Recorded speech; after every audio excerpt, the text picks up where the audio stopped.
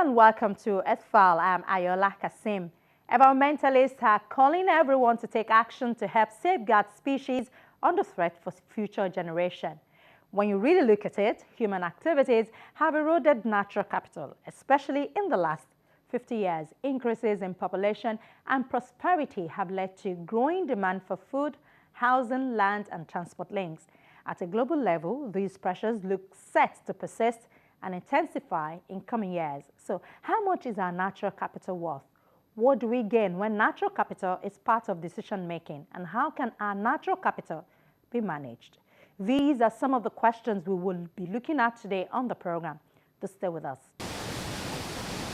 Some have described nature as an angel investor in the global economy, financially significant, yet widely unknown. The global pharmaceuticals industry, for example, is worth some $640 billion. But few know that up to 50% of this market is based on the genetic diversity of wild species. The United Nations Environment Programme reports that the use of these natural resources is generating environmental and social costs to the tune of $6.6 trillion a year. Costs that could climb to $28 trillion a year by 2050 if we fail to take action. So while we reap the benefits of nature, we are undermining its valuable inputs. Human activity has substantially degraded the natural environment. The global stock of natural capital and valuable goods and services that it provides are being rapidly depleted, in some cases irreversibly. An ecological crisis is taking place all over the world. By some estimates, 28% of global biodiversity have been lost since 1970, and species are becoming extinct at an unprecedented rate. Environmental economists have been working on valuing nature for decades, but only now is the proposal being taken up more widely.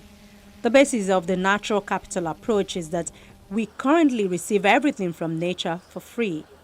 This includes food, fresh water, pollination, climate regulation, and soil formation. An economic value needs to be placed on the ecosystem services humans receive from nature. Otherwise, the environment will continue to be destroyed because it is valued at zero. The idea is if governments and companies are aware of the full economic value provided by the environment, they will be able to make informed decisions on the impact of their activities.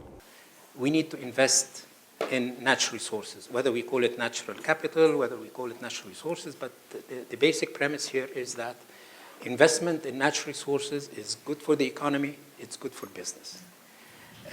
In addition to that, we're also talking about investing in human capital, because these are the two cornerstones really for achieving sustainable development. And if we miss on that, then we have missed the entire goal of achieving sustainable development. Linked to that is integration. And this is a key word, and I always keep on pressing on this. So we're talking about integration between the three dimensions of sustainability: social, economic, environment, and I would even go beyond that.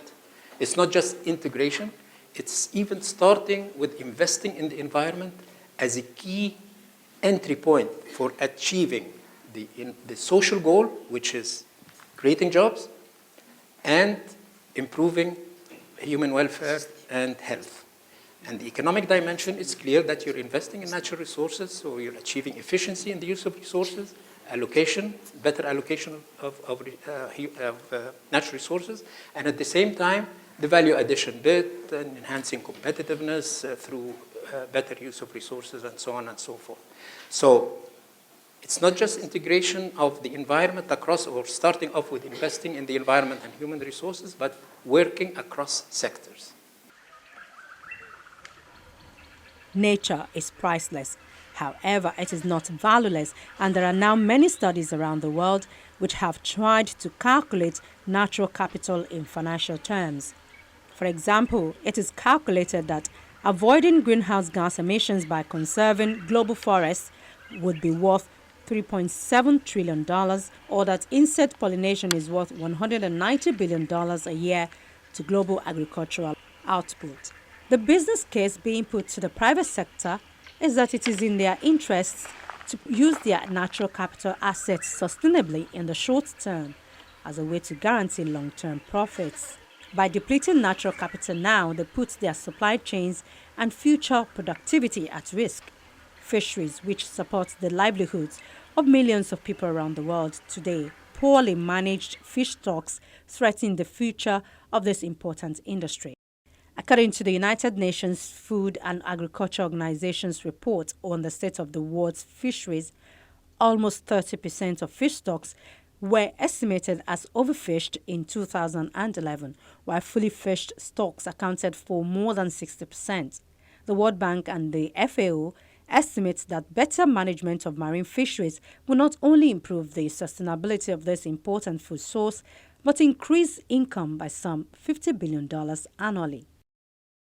The ecosystem service value of tropical forests is estimated at $6,120 per hectare per year, while the cost of losing forests at the current pace amounts to $2.5 trillion per year if all ecosystem services were accounted for.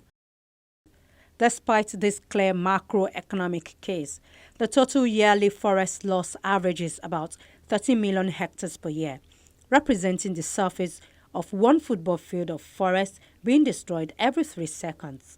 This continued loss and degradation of forests represents a massive market and policy failure.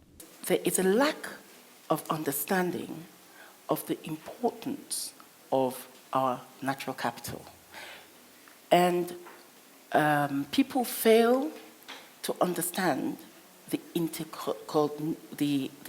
interrelation and the interdependency of our natural capital, poverty, and development.